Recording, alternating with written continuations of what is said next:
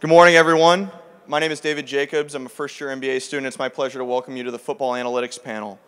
With us today, starting on your left, my right, we have Scott Pioli. Next to him, Kevin Kelly, or Scott Pioli is from the Atlanta Falcons. Kevin Kelly from Pulaski Academy. Next to him is Brian Burke from AdvancedNFLStats.com.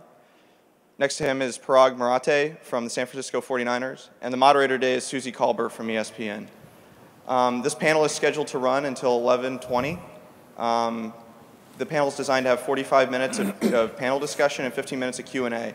To participate in the Q&A, you can text questions to 22333 and start the text with the word inches. To tweet at poll, and then start the tweet with the word inches and text your question after. With that, I'll turn it over to Susie. Hi, everybody. Thanks for joining us today. I thought it appropriate that the timing of this conference and the latest issue of ESPN, the magazine, is the analytics issue. And knowing ESPN, I expected to open it and find a lot of numbers and things like that. But I was sort of happy to see that the writer Nate Silver, who was on a panel just a little while ago, talks about the dark matter, all the things that we don't know and we can't figure out. And one of his opening lines is, analytics can solve a lot of mysteries in sports. It's when humans get involved that things get complicated. Well, as we all know, in football, there's a lot of humans out there, not just the 22 on the field, but consider what's happening on the sidelines, from the head coach and the coordinators, all the assistants, everything that goes into that one play and put together a number of successful plays, and that's how you win the game. So we'll start right there with that play and the heart of that play. And when the quarterback comes to the line of scrimmage and he and his center determine what play they want to call and survey the defense and pass that information along. The defense is doing the same thing. The linebacker surveys the offense. What play should we be in? What should we call? Passes that information on to all the different levels of the defense. So guys, let's start right there with the quarterback and how much information he's processing and has in his head at that given moment, and what's the most important thing for him at that moment. Well, listening to what the quarterbacks say, they're most specifically focused in on certain things that have to do with situational football. And there's only a number of things in terms of, they get volumes of information during the week, and they have to distill all that information to have it prepared, to have as much memorized, with having over-memorized too many details, so when they get to the line of scrimmage. And talking with most quarterbacks, and I don't know if some of you heard Matt Hasselbeck and Andrew Luck yesterday, but they talked about specifically certain elements of situational football that they know that they don't have to overburden themselves with too much in their mind. When they get to a situation, they get to the line of scrimmage, they don't want to have too much going on in their head. So they're thinking about certain specifics in situational football. Again, red zone stuff, third and long, third and short, third and intermediate. What are the things that they know that the opponent's going to do? And then I think to take it just a little bit further, then I think even in that situation, they narrow down that vast amount of information and they go into that red zone situation. Then I think they narrow it down to even more specific, what are we doing formationally opposed to what do they usually do against that formation. So then they define it down even more. And ironically enough, they get all that technology to use all that data all week, and then they don't get to use it any during the game. It's just what they remember from the week. Yeah, I think you have to be careful about overloading the players with too much information. I think analytics provides a great context, and it can help coaches prepare their players and help coaches call the right plays and set the right schemes, make the right decisions. Quarterback is a bit of an exception. He's kind of a coach on the field. So, but mostly you want them reacting. You don't want them saddled. If they have to think with the front part of their brain, they're not using their brain stem to react, I think it slows them down. They overthink and they make mistakes. Yeah, I mean, you want to put them in the best situation to succeed, and that's analytics can help you do that. But it's also the coach and the coaching staff that can help during the game be able to do that. But especially with young players, there's a risk of too much analytics. I mean, analytics has become such an in vogue thing, especially over the last, certainly over the last couple of years, that there's a risk of doing too much. You want to prepare, you want to put especially your quarterback in the position to succeed. You want to give them the tools that they need in terms of, what to do against certain formation, what to do on a certain place in the field. But there's also the risk of giving them too much, where they become almost robotic when the game starts or given a situation. So there's a delicate balance there that, we don't want to take this too far. And that's where the coaching staff, and that's where some of the other folks during the game can help. And a lot of that is actually helping, making it less robotic, helping them get a little bit more focused in the flow of the game than the analytics of the game. And some of the information is contextual as well, because based on the circumstances of the game. For instance, we talked a little bit about it earlier, Prague, as we know the NFL rules do not allow you to have computers or any technology in the coach's booth. So as the game changes, not all 3rd and 10s are the same based on the score. So what's the context of the 3rd and long situation? What are the circumstances of the game? What quarter are you in?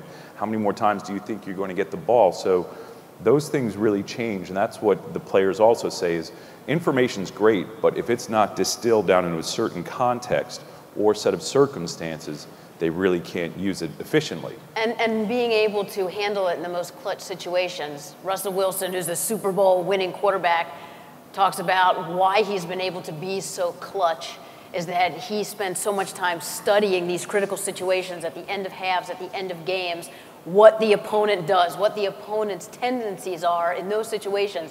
So when it happens, it's almost natural, and then it's, hey guys, let's go out and just have fun with it.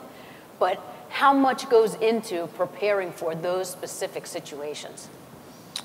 Well, a lot more could be done to prepare for a lot of those situations. I think one of the low-hanging fruit of analytics is in coach decision-making in the game. So I think a lot of coach convention is born out of a period of football where teams didn't move up and down the field nearly as easy as they do now. And things like punting on 4th and 1 all the time used to make sense. Maybe not anymore. Offenses are better. It's easier to get a 2-point conversion now. So that changes the equations. And so I think there's a lot of low-hanging fruit that could be plucked. And I think there's probably at least a win per season for a team out there who's willing to go for it. And there's two sides of the information you talked about gathering for the quarterback. There's the one, and being a person that teaches quarterbacks, and he's the key to everything we do, is that if you look at it, you don't want to overload them because so many things change in the game. That's one. But then again, humans are creatures of habit, and the opposing coaches, they have habits. They have things they do in particular situations. And if you can get those generalizations and your quarterback can get those in his mind, and then he's one that's able to, like a Tom Brady or a Peyton Manning, that can take those things and then react accordingly when they pop up. We're not sure what's going to pop up, but we know it's one of 3 things in this situation. Those guys that can react to that are the guys that are fantastic. And so much about the game, again, are the intangibles. How do you measure how a quarterback handles certain pressure? And Scott, I know you're big on a quarterback handling situations and most importantly under duress. Yeah, because you can get a lot of people that are very intelligent at the quarterback position, and they understand what to expect. They can memorize and have in their heads exactly what's going to happen in certain situations. But the quarterback specifically, all athletes, but the quarterback's position specifically, there's not a way to measure currently how people respond and how smart they are and how good their decision making is under duress. And it's interesting because there's only a sample of 16 games a year. Preseason games don't give you much of a real evaluation. And when you're measuring whether the quarterback makes good decisions, makes smart decisions, whether they know what to do, it's a very different set of circumstances when the player has to go up on the board and make those decisions in meetings, when they have to make those decisions in a preseason game, when they have to either when they're on the practice field and there's no pressure. But the smarter quarterbacks and the better quarterbacks can not only recall information in that snapshot of time, but under pressure. And the pressure is not just this, Prague, you made a great distinction before when we were talking backstage.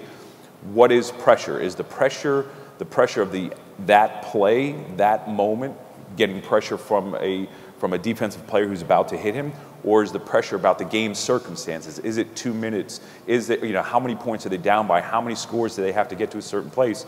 So it's not just about the quarterback being smart and being able to make decisions, it's being able to make them under duress. And to train a quarterback to be able to do that right now, that's not possible. We can put them in a room with 3D, virtual reality situations, but it's something completely different right now. That's why, let's face it, the gap in physical talent at the NFL is so narrow.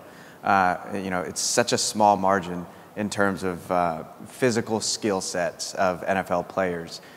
Where the gap is tremendously wide is in the mental aspect of the game, is in the cerebral sort of aptitude, ability to perform under pressure. For all you aspiring analysts out there, that's where professional leagues and professional teams still need to figure it out. That's why there's just as many Hall of Fame or Pro Bowl quarterbacks coming from the 3rd or the 6th rounds, or the undrafted guys, because it's just so hard to evaluate. With a 16-game or a 12-game college season sample size to understand duress, there's a limited number of circumstances when Colin Kaepernick was under duress in college, in game situations or in blitz situations. End of game situations or in blitz situations. You just don't have that many samples. You don't have that many opportunities. So, that aspect, that capturing, and then there's certain things at quarterback and other positions. There's certain psychological traits that are good predictors of performance, but it's such an inexact science, and nobody's figured it out yet. And the next person to figure it out is probably going to be wealthy enough to own a team. Well, and the other component of that duress that you really can't replicate that happens to a quarterback in decision making is you can create pressure and situations. You were talking about the putters who were given 10 shots and how many they made without money being on the line, and when money was put on the line. You can create pressure and an atmosphere of pressure. The one thing that you cannot replicate and is going to become more and more different is the physical abuse. The physical abuse that a quarterback takes, and when he gets hit, when he's punished, literally, and the hits that they take, that takes a toll mentally and emotionally on a player, and it's a different type of duress. So you can train them in pressure situations, but to see how a player is going to react, where I think this is very different. Baseball players, I guess they get beamed every once in a while, but there's not that human emotion and component of fear. It's a different type of fear of physical punishment that is involved in that position in this game that I don't know how you measure to see how a person handles it. That's something I'd like to see too from you guys. Just from punishment? No, statistics on when a quarterback gets hit early in the game a few times, and then how he performs later, because we know that things stand out, but when I look over the years and I look back at our film and things like that, and then I watch college films with college coaches, you want to protect your quarterback early, because there's the mindset that if they get hurt early, they don't perform well the rest of the ball game, and it does appear to me that that's very true. And I know that's subjective, but I'd like to see stats that said, hey, he got hit early, he performed well late, or he didn't. He's one of those guys that doesn't. It's very difficult because we were talking about small samples earlier, right. And that's a small sample of a small sample inside a small sample. A couple thoughts on pressure. The military has been studying this sort of thing for a long, long time and trying to quantify it, trying to predict who's going to be a good soldier in combat or fighter pilot. And they haven't cracked the code. Another thing that analytics tells us is that the clutch situations, or clutch performance is mostly a mirage. It does exist, but it's very small. And Tom Brady is great in the clutch because he's great, period. And so I think sometimes we overestimate some of these things, and that's one of the roles of analytics, is to be able to tell us where to focus our resources and energies. And you definitely want your players to be able to perform well under pressure. But I think the natural selection process from high school through college just think of a field goal kicker. in a clutch situation in a Super Bowl, in a Vinatieri situation. Yeah, that was a lot of pressure, but remember, he's in high school when he was kicking field goals, that was a lot of pressure to him at that time. And then in college, a stadium full of 100,000 people, that was pressure. So they're selected for, by their nature, for their ability to handle pressure in the first place. So I think you might be wringing the towel a little too tight to try to squeeze out some extra information there. One thing that we left out, though, was on top of that was what Gladwell's talking about in the next room, and that is hours, 10,000 hours. If you get those guys that are close, the one that goes home and spends more hours at his house studying film, or he'll practice a little bit longer, those hours factor into success as well. And that's, although quarterbacking is very subjective in picking a quarterback, I think if you look at something and you look at the guys that spend more hours, they're going to be a little bit better by nature. Preparation. And the quarterback isn't alone out there. And then it's part of the whole staff coming together to make the proper adjustments in the game. So how much do the analytics play into when you make the adjustments, at what point in the game, and how you do that?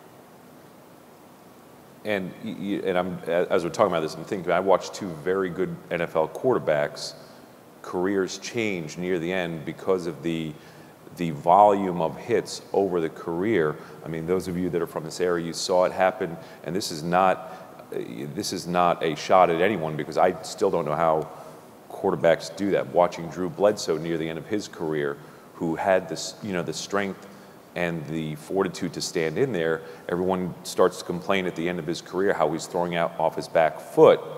And what it does then is that understanding, you can only be hit so many times when you're going to start reacting differently. Yes, he's throwing off the back of his foot. Have you ever stood there and had someone, 280 to 300 pounds hit you in the mouth? And yes, you're going to be backing away from something. I think if you're smart, you're actually going to react that way eventually over time. And the throwing mechanics then change. That throws a number. It's decision making. It's throwing mechanics change. So many things. I watched it happen to Bernie Kosar, before my eyes as well. Two guys that were very good NFL quarterbacks, but over time those things change. And they're fighting the self-preservation instinct the whole time. All this stuff we're talking about is going on. A quarterback is fighting the self-preservation instinct of 6 guys are trying to kill me. I'm going to not go fetal position. I've got to maintain my form, maintain my mechanics, and sacrifice that instinct to preserve myself, to still be able to process all this data and do the physical part as well. And it's tough to find a guy that does that. That's why only 10 fantastic ones in the NFL.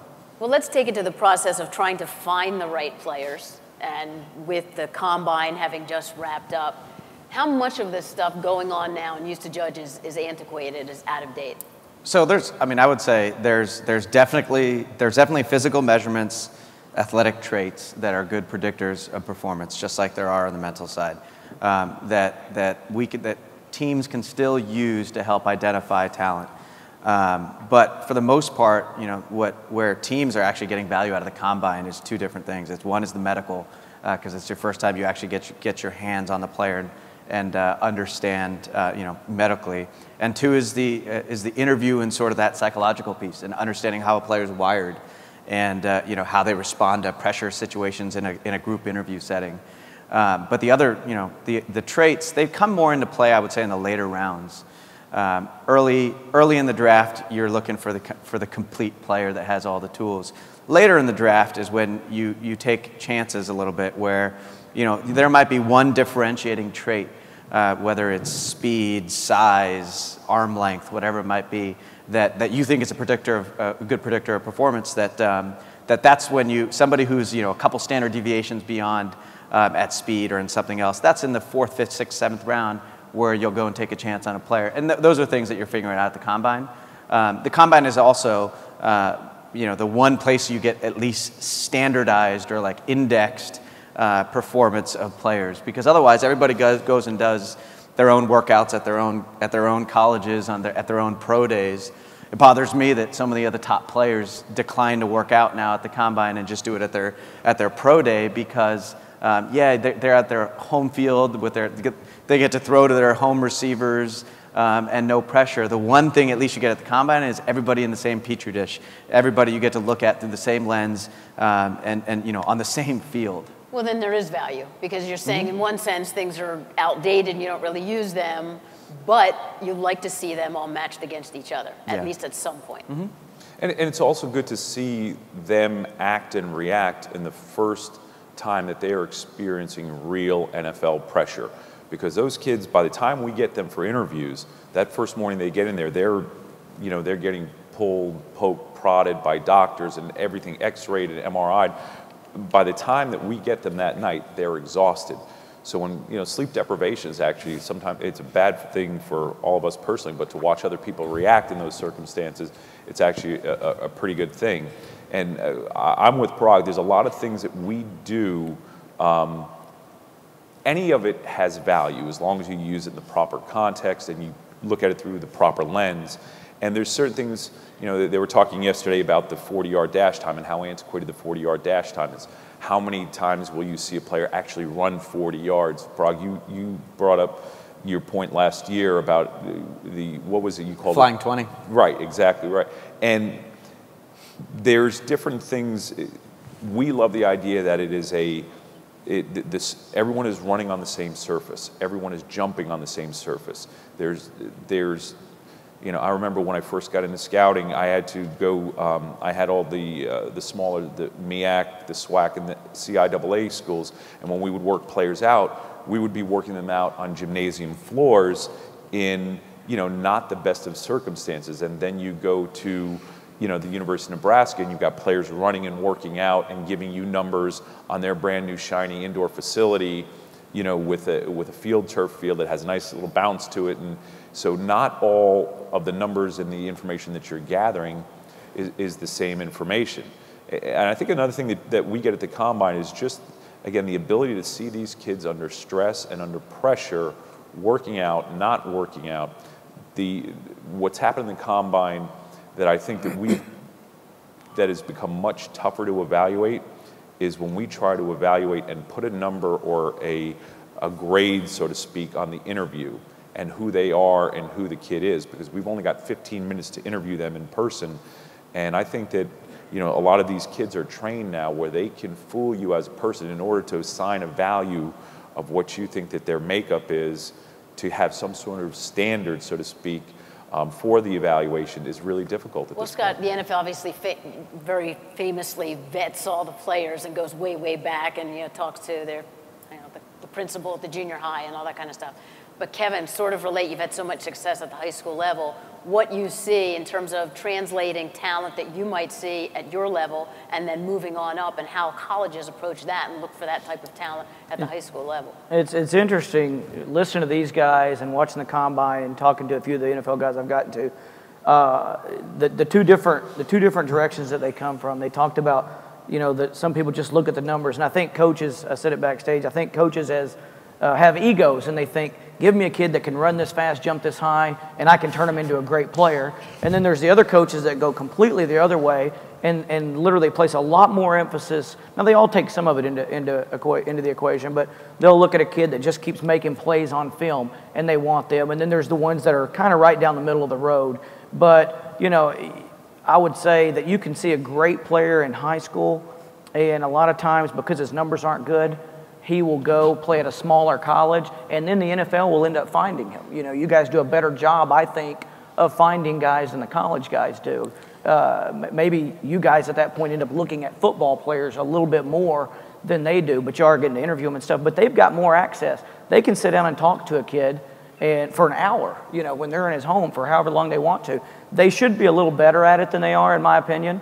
And, they do a great job, but they should be, and it's interesting watching that. But you can't always see a great high school player and decide if he's going to be a good NFL player. By the same token, you may think you've got a low college, he's a low college player, and he turns out to be a fantastic NFL player. So I don't know if it's development between or if it's the scouting side of it. Yeah, and I think it's interesting, and we've had this conversation. I know I've had it with college coaches. One college coach who was very, very good in particular and said one of the biggest differences in the selection process of players is, in the NFL, we don't have 85 scholarships. We can't afford to make mistakes, and I'm living proof. You make a couple of mistakes and things go wrong, your job's in jeopardy in a hurry. Going back to the speed thing, because I know we want to talk about numbers and analytics, a lot of times when we measure and or track these numbers and the times and the speeds of players. Something that many football people talk about, and I'm sure many of you have heard this whole concept. There is speed and then there's playing speed.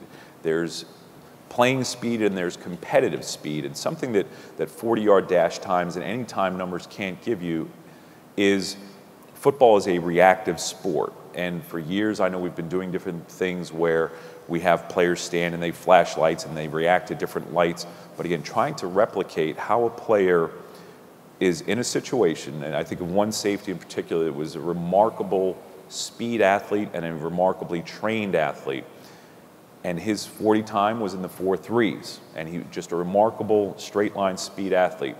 But because of his ability to see things, process it in his head, and then take it from his head and have his body parts move in the right direction, in the right angle, was very difficult. The other thing is he was a very high-hipped player, and sometimes a player's physique also changes their ability to react and respond and change direction.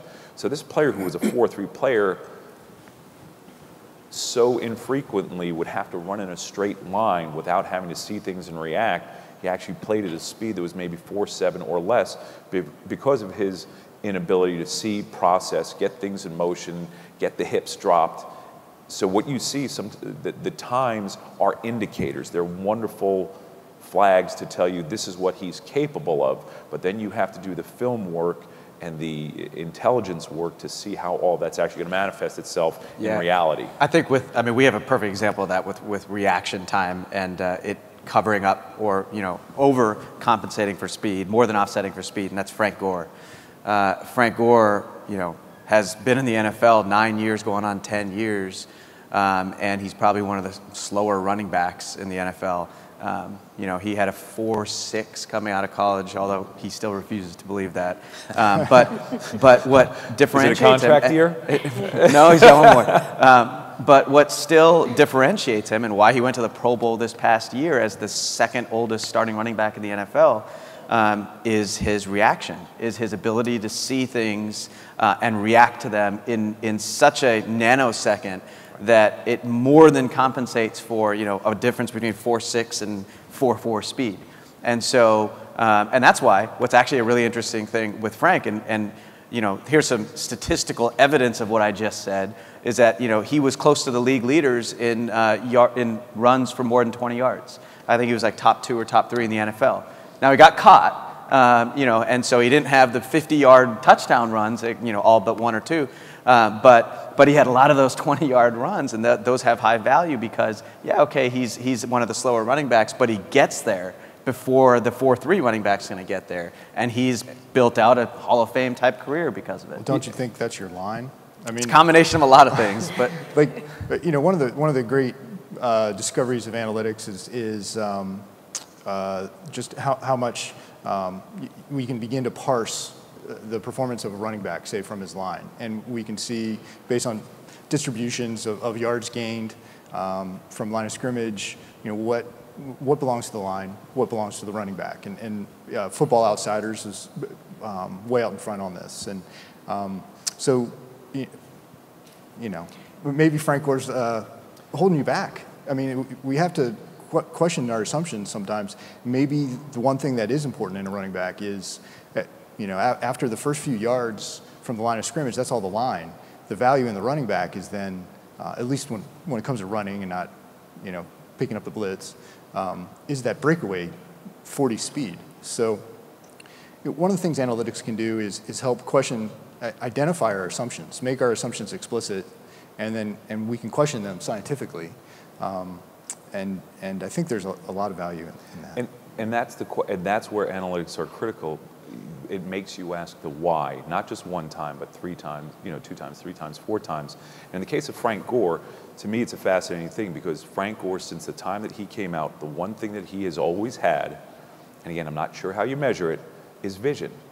And you listen to coaches and really good football people, they talk about some of these running backs that just don't get it because they're running into the backs of their offensive line. Frank Gore's ability to press the hole, press the line of scrimmage, see where holes are going to happen and find that hole and have visual and spatial awareness that some people have, some people don't. You can get a certain amount of it through experience, through repetition, but there's a lot of running backs who have these skills regardless of how good the offensive line is. They'll run into the butt of an offensive lineman. They just do it, or they don't know how to do it. Frank Gore's a great example.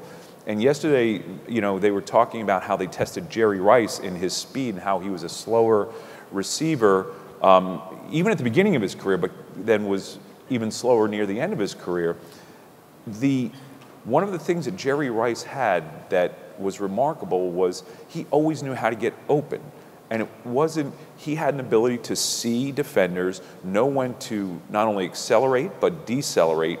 He knew spatial awareness of how close he could get to someone or how far he needed to be to someone based on the defender's abilities.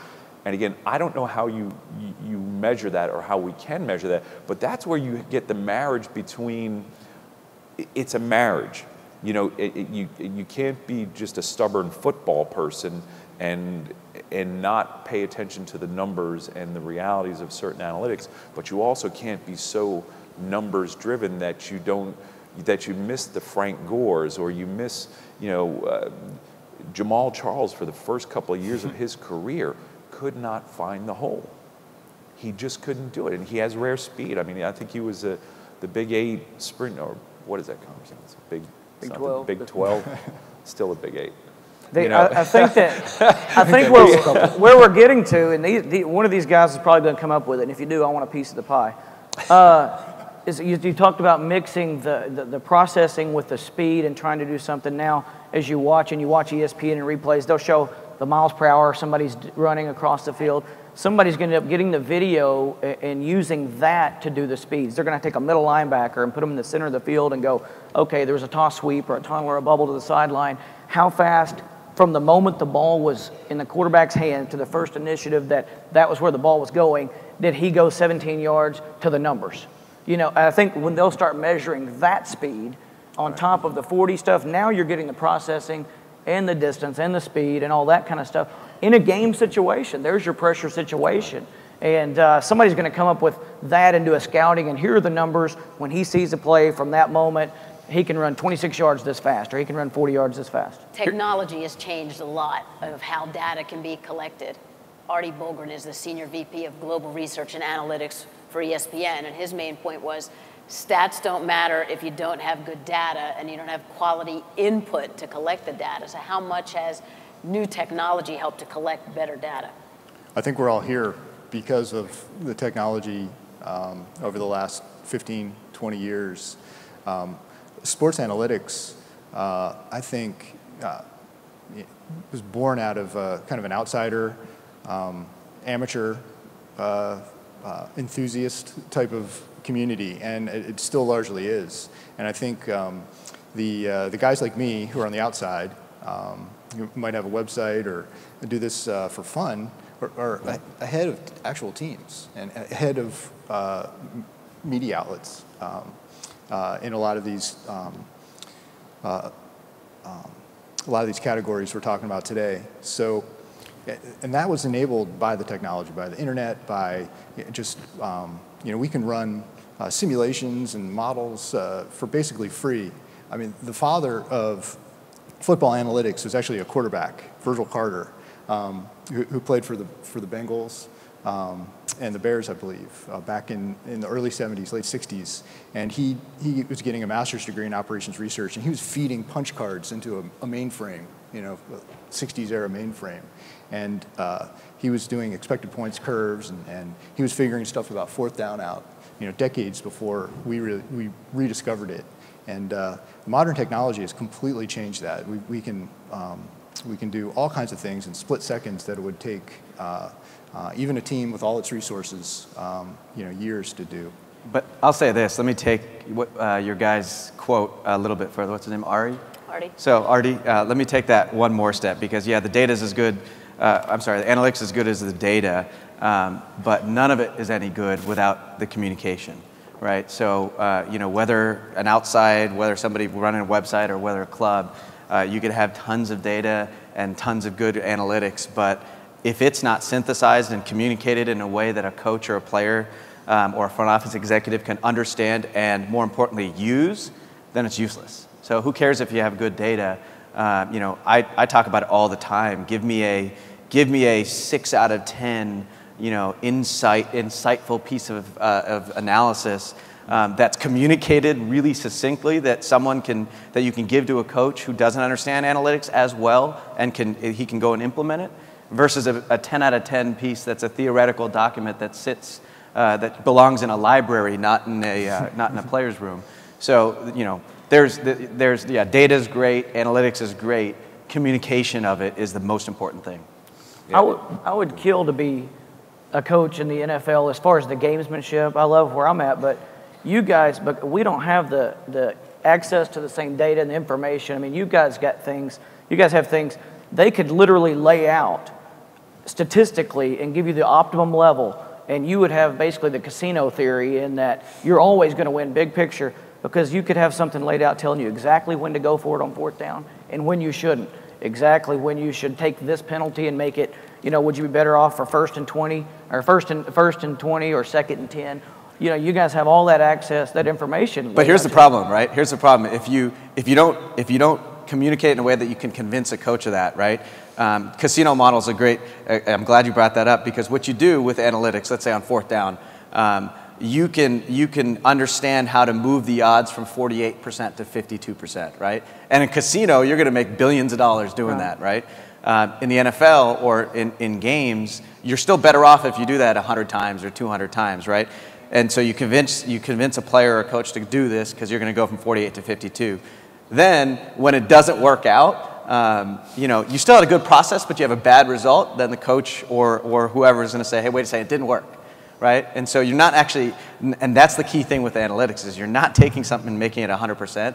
You're moving it you're improving the odds, but you're trying to just have a good process, but you could still have a bad result. But that's what you're doing when you punt. They think they're improving their odds, but they're really not. Right. So that tells you, everything should be on a bigger level, and you've got 16 games, but that I skimmed over that magazine, and it said, just based on 4th down decisions alone, analytics tell us that every NFL team left exactly half a game on the field in their 4th down decision making, and that was involving field goals, punts, the whole going forward, all that kind of stuff. And then you start thinking, well, if you did that over a whole season, for some it's going to be no games, for some it's going to be 1 game, and I think the numbers actually would be even more towards going forward on 4th down if everybody understood that the statistics they have talk about 4th down conversion percentage, and they take that heavily in consideration. But that's when you guys didn't even know you were going to go for it when it was 3rd down. If you knew on 3rd down you were going to go for 4th down, it would do it even more. But going back to that, y'all left half a win. Every team left half a win on average out there. Think about that 1 game. It's the difference between going to the playoffs or not, being home field in the first game or not, being home field for the whole thing or not, simply by some of the decisions. Do what? Being employed or not. And that's part of the reality. And the coach's mentality, and it's now shifting to the front office, is, again, theoretically it sounds great. How long do you have for that 52% to be cashed in? And there's this reality, and then there's the pressure, again, whether it's right or wrong, it's reality. There's the pressure from the fans and the questioning from owners, from front office people. When coaches make decisions, they have to stay with what they're most comfortable with. They don't believe, okay, so we got a half a win this year. That means I got 1 more season left on my contract. And there's this outside pressure. I think it adds to a lot of the pressure that's on the coaches to deviate from what they've been trained to do, and we will see a shift. It's just going to take time. I think just talking about this in the analytics, there's this other whole part. Susie, you asked the question about where things are headed and where they tie in. From an analysis standpoint and an analytics standpoint and a measurement standpoint, I think the place where the league is growing too slowly and we're starting to see a breakthrough is in player performance and injury prevention. Right now we're talking about all in-game decisions, but there's a number of things being done out there that that need to be done for the human body in terms of nutrition, in terms of training, soft muscle tissue, that where the analysis and the analytics being used or is being underutilized, underused, but there's this small growing group of people that are changing things for player performance. And, you know, I think it was Matt Hasselbeck made a comment yesterday that it was kind of funny, but it wasn't funny because it's reality. You know, we've got to find a better way in the National Football League to measure player hydration. Hydration for athletes is critical for human beings. It's critical for performance. Yet, one of the some of us have been in NFL locker rooms, and forgive me, but how do you test your hydration levels? Well, when you go to the urinal, there's these charts up on the wall that Gatorade makes that show different shades of the urine, and based on your urine, you do a self-analysis. You've seen it, Brog. It's in front of it. I mean, think about how archaic that is. Well, how does my urine look based on this chart? Okay, I've got enough. I'm hydrated well enough. Well, there's these other ways of measuring where there's, you know, you can do skin samples and sweat samples and then analyze it, and we're not doing that yet. There's not teams that are doing that, that are measuring that, and we talk about cutting edge analysis or analytics. Why aren't we doing enough with the human body in terms of things, you know, in terms of nutrition, in terms of recovery and preparation? I think that, you know, I don't know if that's something that we want to talk about here, but there's this whole other world that needs to be addressed as well. But there's plenty of conversation about money and how much to pay players based on stats and data and analysis. So how much do you use that kind of thing in contract negotiations? Yeah, we use it a lot. I mean, with a hard salary cap in the NFL, the name of the game is allocating your resources, making sure you're maximizing your return, minimizing risk, and figuring out, I mean, it's a stock portfolio is what it is, and you're trying to figure out where you want to devote resources. And, you know, it's important with the coach and the general manager to understand what kind of system they want to run, and how they allocate, how they would allocate if you give them 100 points. Forget dollars, give them 100 points and on defense, and how many points do they want to allocate to pass rushers, how many points they want to allocate to corners, because coaches run different systems. And analytics is so critically important with respect to the salary cap, because, and in football in particular, because coaches and GMs churn out so frequently. And coaches run such different systems, right? And so, you know, you might have a coach with an offensive line that likes a certain type of offensive line to be mobile versus, you know, big and bulky road grader types. And, you know, you have a new coach and he wants the nimble offensive lineman, and you draft 2 and you sign 2 to 5-year contracts with big, you know, 45-50% of their contracts guaranteed. Team struggles for whatever reason, maybe even not because of the offensive line. Coach is gone, new coach comes in, the new coach says, I want road grader offensive linemen because we're going to run the ball 60% of the time. And now you got a bunch of players that you're in 5-year deals or draft picks that might still be good players, but no longer good in your system. Here's a tip. Don't hire the coach that wants to run 60% of the time. That's where analytics comes in. I think you want to ask the coach, hey, of your 100 points we're going to allocate on defense, how much do you want to put into pass rush? And then you know, kind of can crunch those numbers after you've asked him that. But what analytics can do is say, this is how many points you should be putting in pass rush. And you can let this other stuff, you know, hey, we don't need to worry about our punter so much. We don't need to give him a $1.2 million contract. Yeah, but see, I disagree. There's different systems that, different defensive systems, for example, that succeed. Right, based on how a coach plays his scheme. So some coaches, some Super Bowl contending or Super Bowl winning teams have won with 2 10-plus sack players. Patriots Super Bowls, they didn't win with that necessarily. They won with a different scheme. You know, so it's very scheme specific in football, at least more than some of the other sports. Definitely, there's no doubt that there's different schemes. Different players fit into different schemes, but given the players that are available, you know, which is the optimum, which is the best one for you. You know, certain coaches favor certain schemes, but the coaches I really appreciate are the ones who go outside their scheme and fit their scheme to the players they have available, instead of trying to fit, you know, square pegs into round holes. In the analytics issue, there's a chart on quarterbacks and facing pressure, and it just so happens that that the quarterback that struggles the most is Colin Kaepernick. So how much would you look at data like that and say, well, this matters? I can't believe she went there. I know, right? Wow.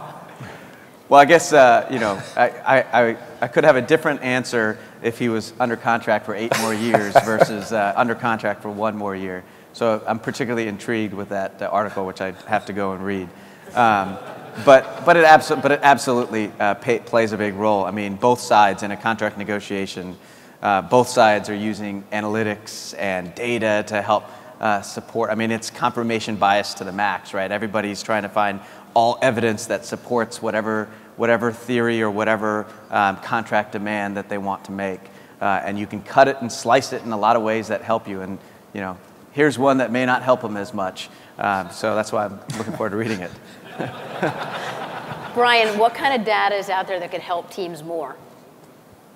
In terms of player evaluation, well, I think being able to take, you know, we're not there yet where we can put a number on a player statistically.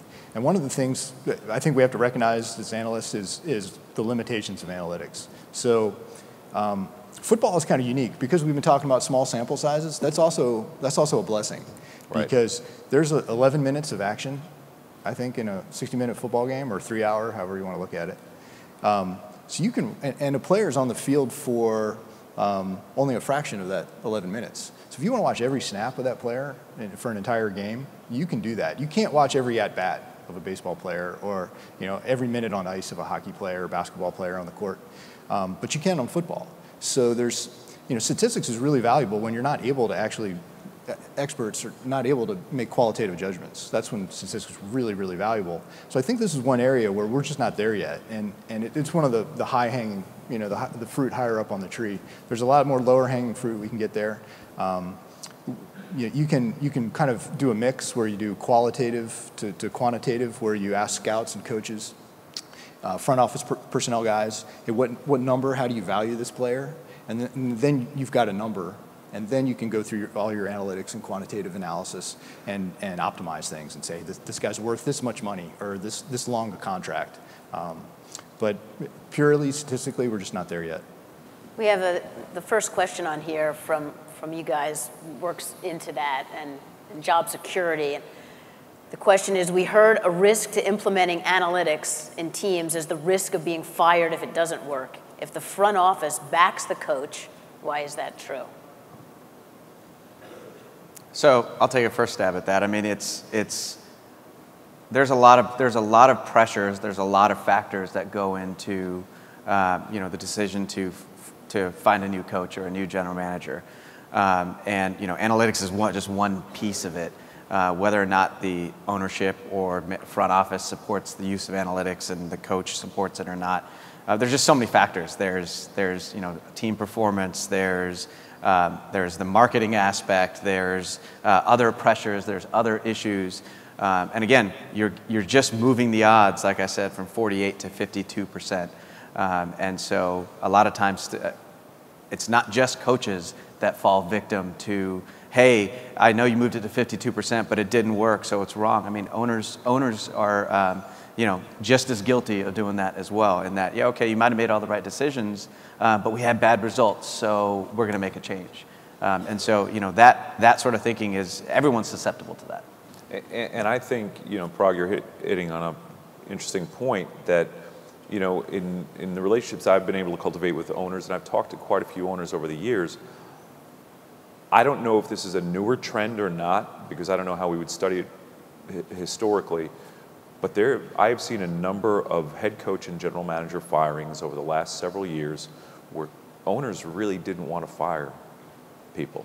They really wanted to give them more time. And they're saying this off the record, behind the scenes, authentically, that they don't really want to fire them. However, they're running a business, $1 billion business, that they're trying to get stadiums, they're trying to keep fans, there's so many, along with great wealth and the pressure of generating revenue comes a different type of pressure. And the pressure on owners, I think now, to stick with people, whether they believe in them or not. Again, I've just seen this, And I believe it is a sudden rise of owners letting go of top leaders and key leaders, not because they want to, but because of public pressure and you know, the pressures of finances. Well, would you agree? I'm curious, would you agree with that based on some of the stuff you see in Parag? Absolutely, absolutely. And the thing is that we can sit here and say that, but you'll never get an owner to act, very rarely in public, be able to say that, because they'll say it in confidence. And that's because there's a lot of, you know, teams or owners would like to, in theory, on paper, as you talk about, Brian, would like to say, yes, you know, we're going to give the coach the best chance to succeed. He's drafting these players take 4 or 5 years to develop. But at the end of the day, if the team doesn't perform in the first couple of years, there are so many external pressures around the billion-dollar business that they are forced to make decisions sometimes, despite the fact they don't want to. Basically, winning takes care of almost everything, right? Yeah.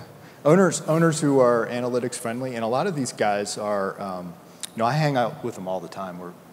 Those are nice parties. Yeah, yeah. We're, you know, on the jetting around the world together. But a lot of them are from the business world, and they've made their money thanks to analytics. Maybe that's not what they call it, but if they have money in Wall Street, if they are in the shipping industry, in the trucking industry, all these things are analytics have been a basic part of all of these industries for decades. So I think teams that have owners who are analytics friendly, and you might not even know it yet and that they are, but they're going to have an advantage, because that's going to make the GM feel more comfortable. That's going to make the coaches feel more comfortable taking the kind of risks they need to take to squeeze out that extra half win a year. All right, taking risks. We talked about the combine. I like this question in regard to that. How do teams evaluate elite players with off-the-field issues? What are red flags that would cause you to pass over a top talent in the draft? Why's everyone looking at me? You know, I personally, over the course of my doing this, I've erred on the side of avoiding problems as much as possible, because I think one of the key things that leaders need to do within the organization, whether between the owner, president, general manager, head coach, the most important thing to do is to try to eliminate distractions. And people with personal problems and with personal issues create distractions. The fewer distractions, the more you can focus on the job, the better you can do your job, the more dependable a player is basically based on their personal life and off the field issues. The tough part comes in measuring at what place in life the individual is in. If I was judged today by the way that I behaved at 21 years old, I wouldn't be sitting here, and that's the truth. At what point in time are people ready and willing to change? So at the combine, you've got these young boys. They're in the middle of a lot of things and a lot of challenges and a lot of temptation and a lot of, enabling. And that's where, from an organizational standpoint, I think you have to have people that understand people, and they have to.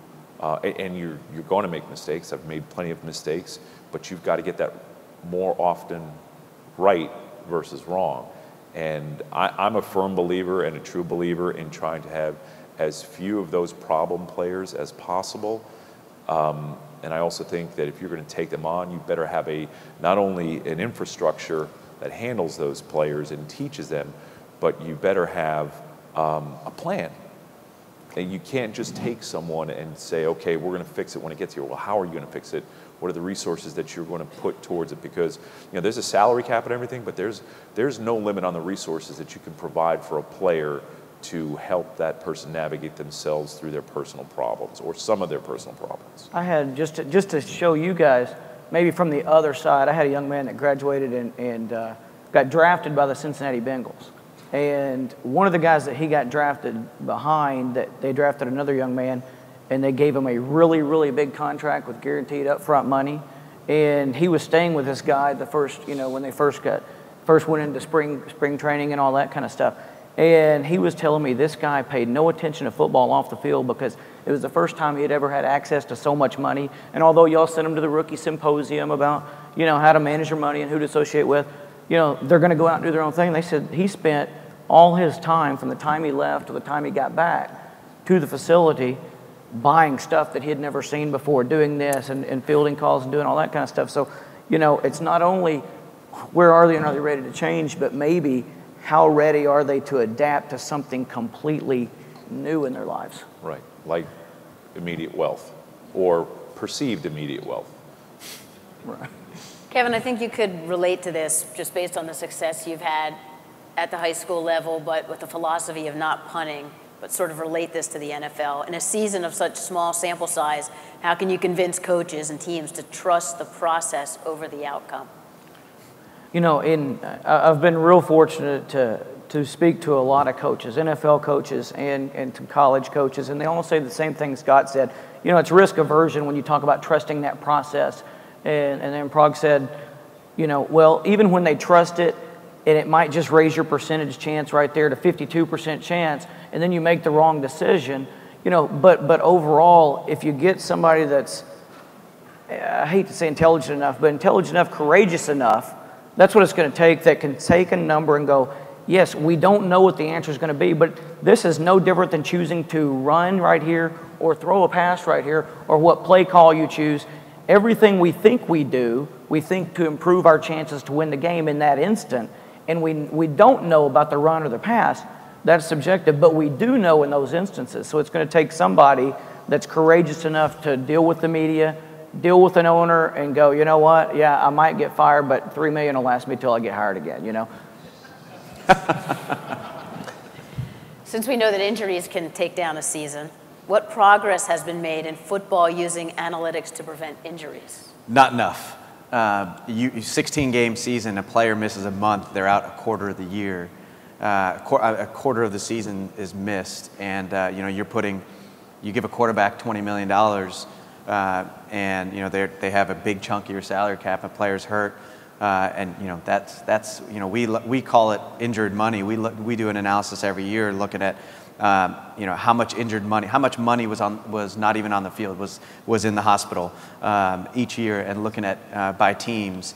And you know there really is not enough. Scott touched on it earlier. I mean, injury prevention and recovery times, and actually injury prevention and on the evaluation side, how fast players recover from injuries.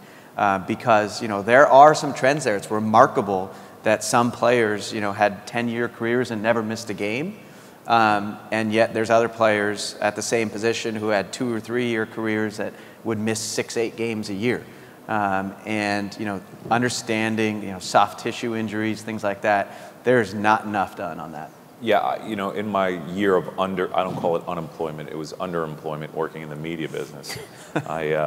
Sorry, Susie, I spent a lot of time visiting people and going to places where I had friends at different universities and even different NFL teams I went to. It was a sabbatical and a year of learning, and we were talking backstage about my visit to Stanford. This gentleman by the name of Shannon Turley, who is from this family tree of training and the things that they do. And fortunately, this job that I just took with the Atlanta Falcons has been remarkable in the short time already, because the things Thomas Dimitrov's approach, because of his background in other sports and his background in cycling and just the human body, is remarkable. There's so many things out there that are untapped in Europe and in other sports, soccer and hockey and the Olympic sports, where they are so far ahead of where we are in terms of preparation and prevention, where we've got to spend time to. I think as a league we're so far behind, and we are steeped in certain traditions that we're not ready to get out of. And I think the teams that are doing it, Stanford's, the way that they've reduced soft tissue injuries over the last several years, by the way that they've been doing things in training, you know, the Atlanta Falcons have done the same thing. This year they had a number of injuries, but they were more significant injuries. But they don't have players missing games because of soft tissue injuries. Let's finish on this last one, and it's sort of coming full circle to where we started, right there with the quarterback at the line of scrimmage. Have NFL teams overvalued the importance of the quarterback? No. Don't even show up if you don't have a top quarterback. Cancel your season. You won't have as much money in the hospital. Yeah, it's the single biggest differentiator. If you can get by with average talent, but if you have a superior quarterback, you'll see the best quarterbacks, the Hall of Fame quarterbacks. They doesn't matter what kind of talent they have. They're going to be even if they have really bad talent around them, they're going to finish 7-9, 8-8. You know, they're never going to go 3-13. And, I would agree 100%. The quarterback and the head coach is where you need to spend your money. Yeah. Because of the way the NFL plays the game, it's always going to be that way. As the game differentiates down in the college level, it doesn't have to be that way, but in the NFL, it absolutely is. See all that analytics, and we came back to what we already know. It's all about the quarterback. Nice job, guys. Thank you. Thank you.